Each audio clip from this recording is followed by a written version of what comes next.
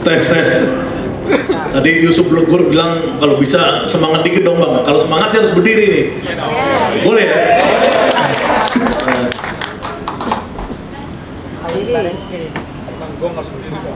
Harus berdiri ya.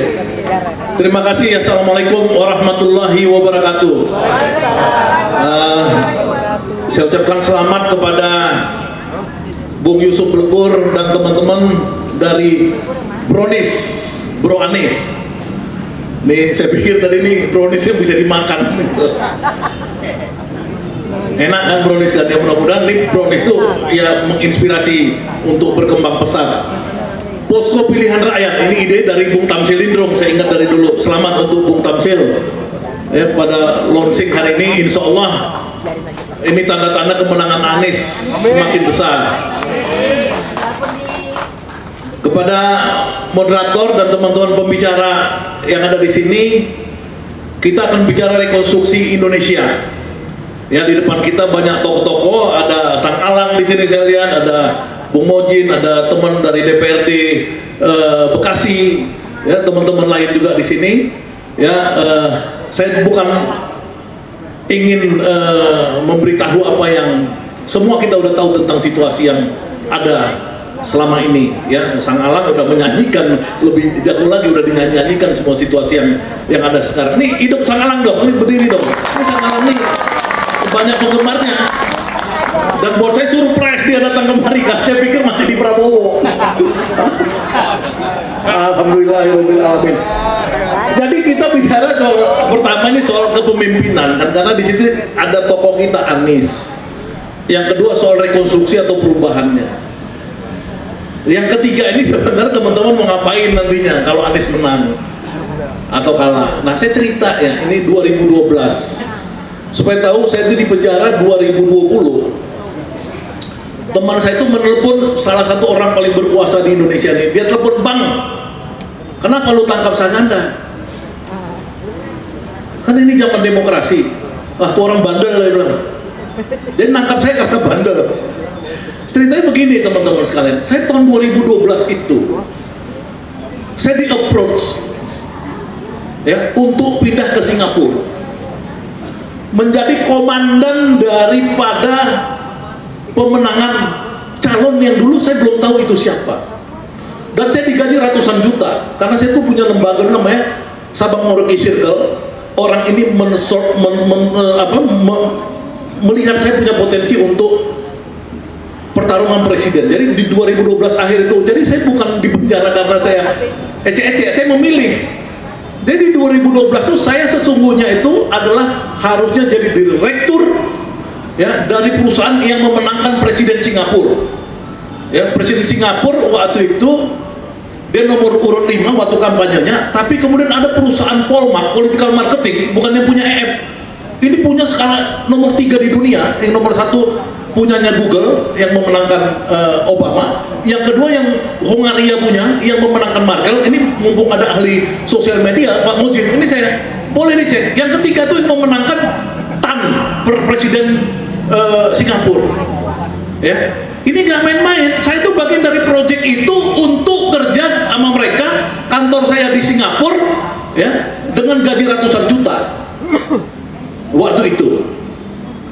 Nah, saya konsultasi karena saya lihat itu yang ada cuma waktu itu nama Prabowo, Megawati ya 2012-2013 itu yang bersaing.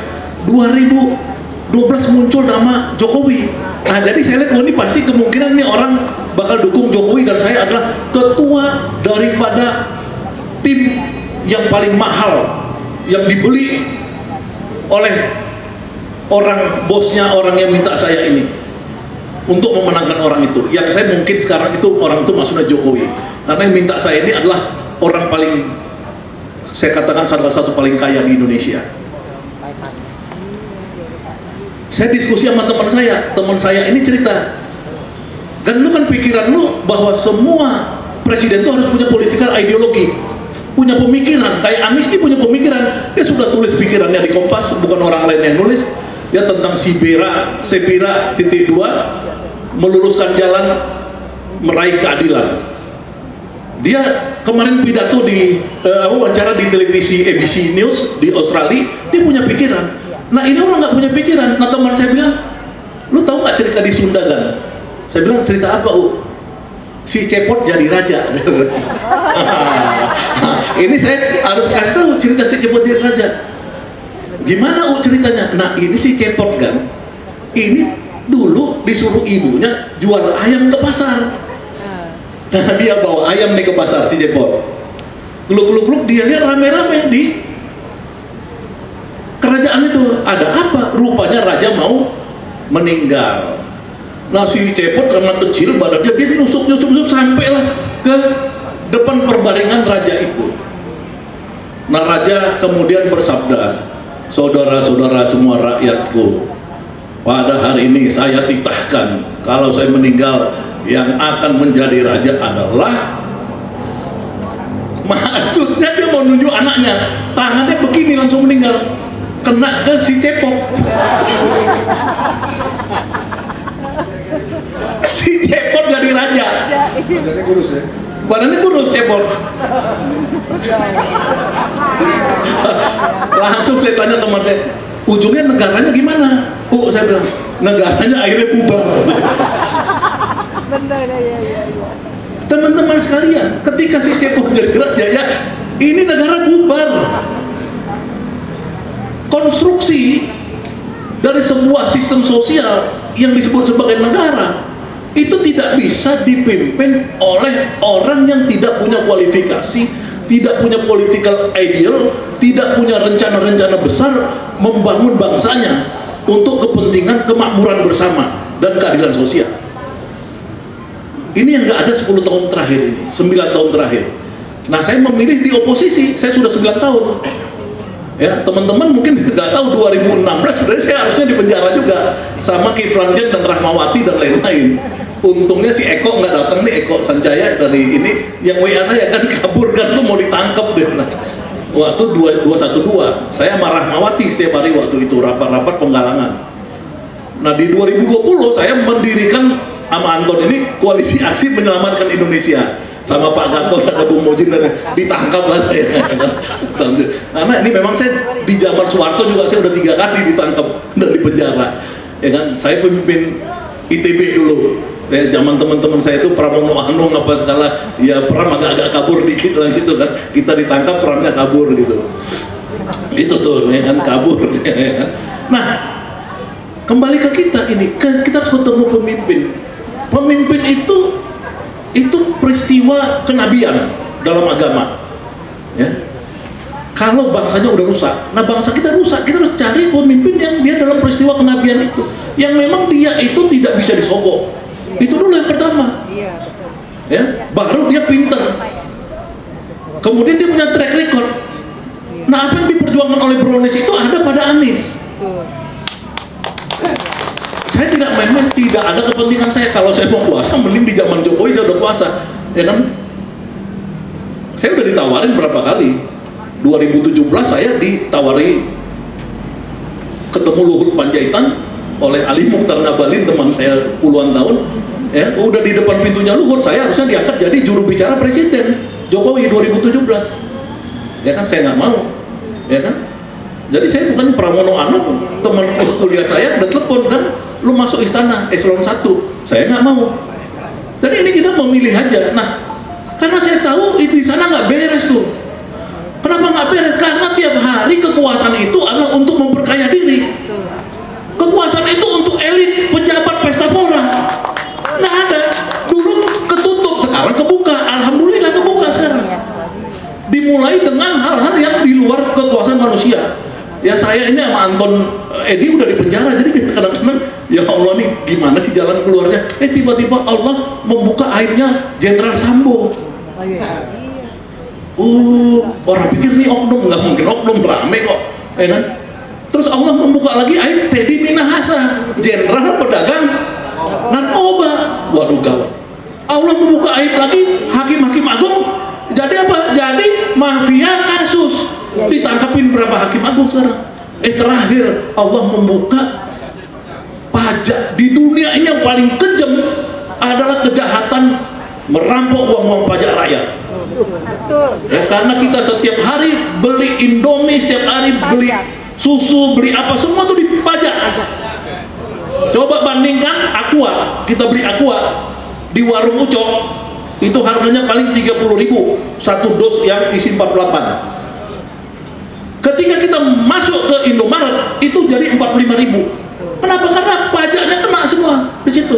Warung Ucok dia informal tidak dikasih pajak, kena lah kita di situ.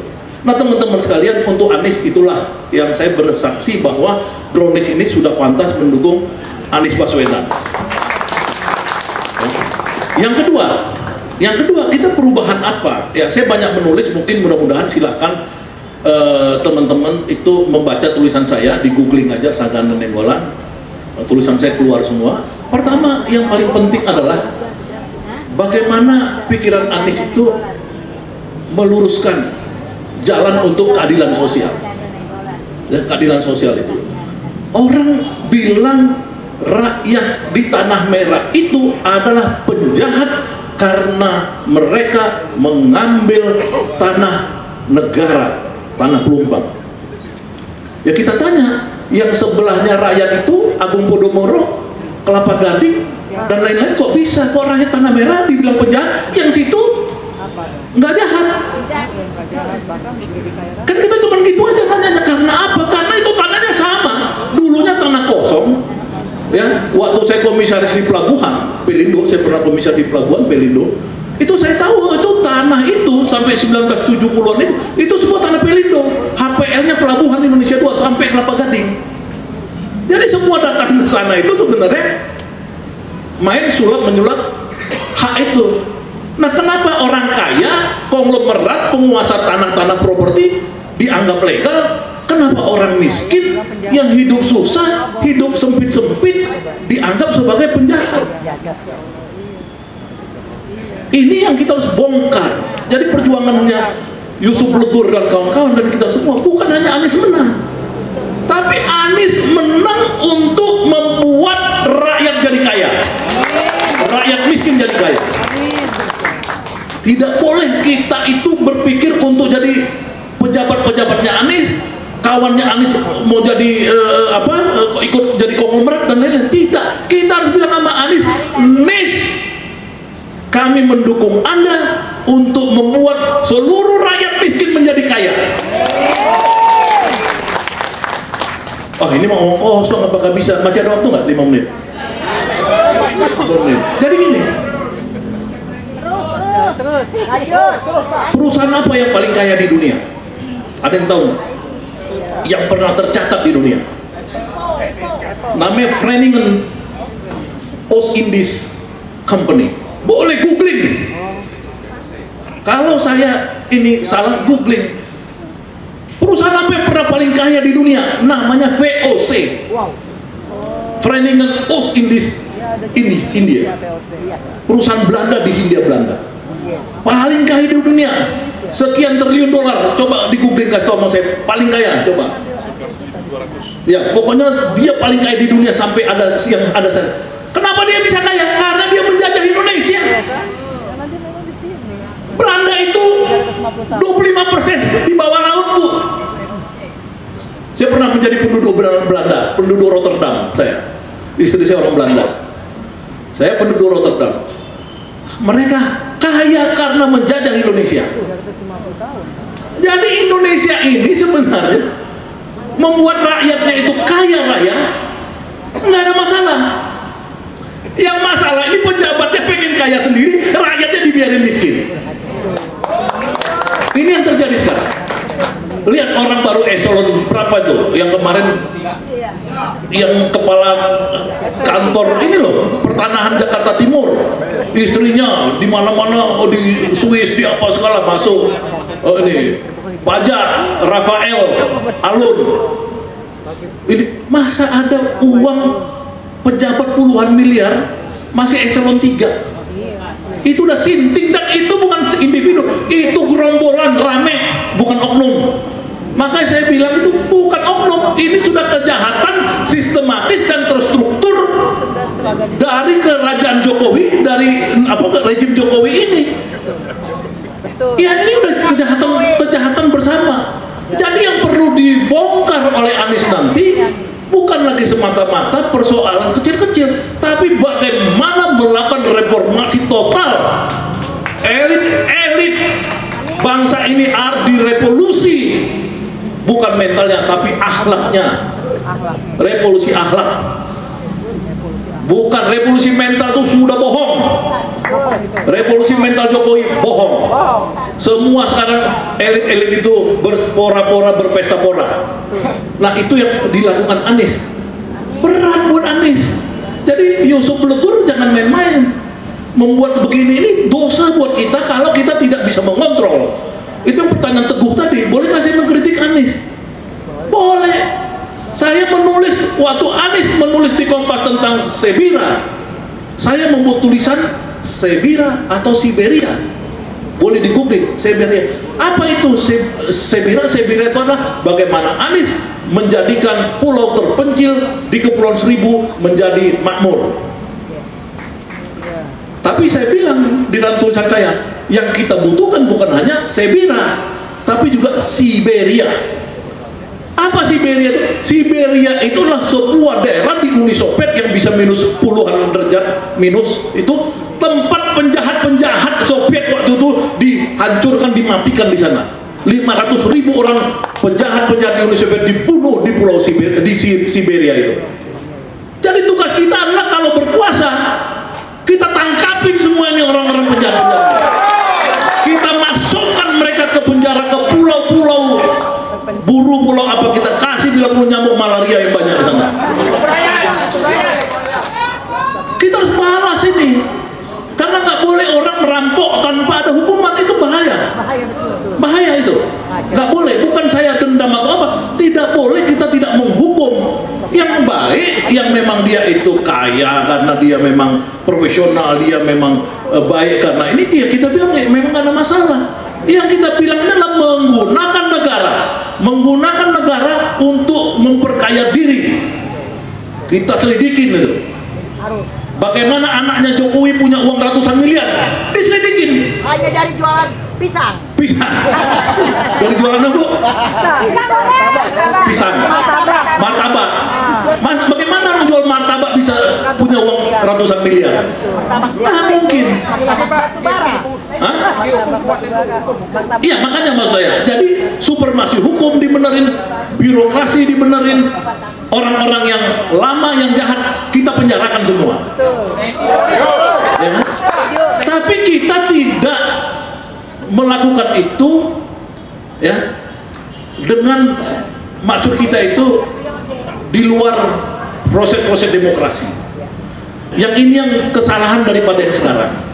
Ya, dia ini mungkin ada dendam-dendam genetika terhadap masa lalu, isu-isu komunis tahun 65, 66 apa segala ya. Kemudian dendam nggak jelas, nggak bisa begitu, nggak bisa. Kalau kita bilang demokrasi, ya demokrasi. Kalau 5 tahun pemilu, 5 tahun pemilu. Kita juga gitu, kalau kita kuasa 5 tahun pemilu. Jadi nggak boleh mereka tiap 5 tahun harus ada pemilu. Tidak boleh 1 menit pun ditunda. Ya, itulah teman-teman sekalian, saya harapkan kepada Yusuf Legur ya, dan teman-teman pendiri dari Brownies ini, kembangkan ini di seluruh Indonesia ya, bagaimana menjelaskan orang tentang sosok Anies ya, baik sebagai personal maupun sebagai ide-ide dan jejak-jejak rekod dia. Yang kedua, bagaimana fungsi daripada Brownies ini mempererat silaturahmi ya, dari faksi-faksi yang terutama ada partainya, karena itu ada partai Umat, ada partai Nasdem, partai PKS, ada ini nggak boleh pecah hanya gara-gara nanti masing-masing mau pilkada atau caleg dan lain-lain. Ya, teman-teman Brownies harus bisa membangun silaturahminya. Ya.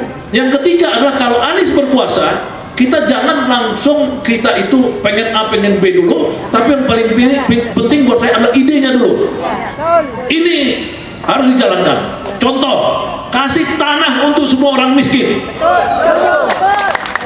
Makanya Anies harus membuat Kementerian Agraria BPN dirubah jadi Kementerian Land Reformasi Agraria.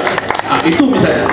Yang kedua, Anies harus mengganti Kementerian Tenaga Kerja menjadi Kementerian Perburuhan. Kenapa penting itu temanya? Karena sekarang buruh ini dengan omnibus law dihancurkan. Nah, kita ganti jadi Kementerian Perburuhan, jadi kementerian yang mengurus buruh. Itu dua contoh saja. Kalau kita bisa land reform sama buruh dikasih kaya melalui gaji yang bagus, insya Allah bangsa Indonesia 5-10 tahun akan menjadi rakyat yang makmur, kaya, dan adil merata di bawah Anies Baswedan. Wassalamualaikum warahmatullahi wabarakatuh. Terima kasih. Wabarakatuh. Dasar banget Sagana Nainggolan, Dr. Sagana Nainggolan, ahli sosiologi dan langganan penjara. Dia punya mimpi-mimpi bagus ya. Misalnya tadi kita kirim para penjahat koruptor ya. Dulu kira-kira 2 tahun yang lalu di Dalrami juga udah bilang gitu, Ganda. Pokoknya nanti hari pertama berkuasa kita tangkapin 100 koruptor, kita kirim ke pulau yang banyak nyamuk malaria-nya. Jadi kita nggak rela. Kalau dia mati